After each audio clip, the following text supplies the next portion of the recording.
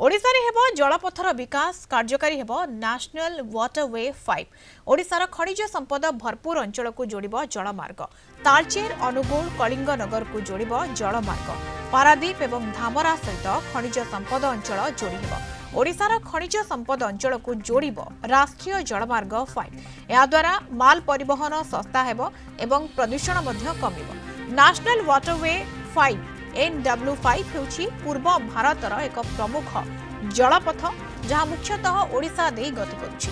सड़क पथरे भिड़ कमाइबा एवं सस्तारे माल परिवहन पई एहाकु एक परिवेश अनुकूल विकल्प भाबरे ग्रहण करा जायछि।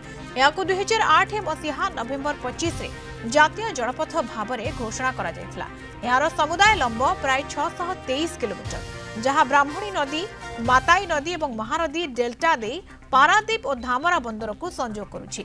ए प्रकल्पर लक्ष्य होउछि तालचेर एवं अनुगुल भली खनिज समृद्ध अंचल एवं कलिंगनगर शिल्पांचलरू कोयला एवं अन्यान्य सामग्री को सहजरे बंदर पर्यंत पहुंचेबा। अनेक वर्ष धरी काम धीमा चलिबा परे एबे एही प्रकल्प को गति मिलिछि। 2025 शेष आड़कू ओडिशा सरकार भारतीय जलपथ प्राधिकरण एवं महानदी कोलफील्ड्स MCL मध्यरे 12,200 कोटी टंकार एक चुक्ति स्वाक्षरित होइथिला। चलित बजेट रे अर्थमंत्री निर्मला सीतारमण ए प्रकल्प को अग्राधिकार भाबरे घोषणा करिसेंति। आगामी 5 वर्ष रे 20टी नुआ जलपथ कार्यकारी हेबो जहार आरंभ ओडिसा रु कराजिबो। निवेश ए कॉरिडोर प्राय 13,000 कोटी टंका विनियोग हेबार अटकल करा जायछि।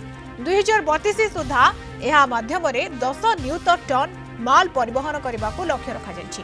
ए जलपथ कार्यकारी हेले ओडिशार शिल्प एवं परिवहन क्षेत्र में एक बड़ परिवर्तन आसिबो।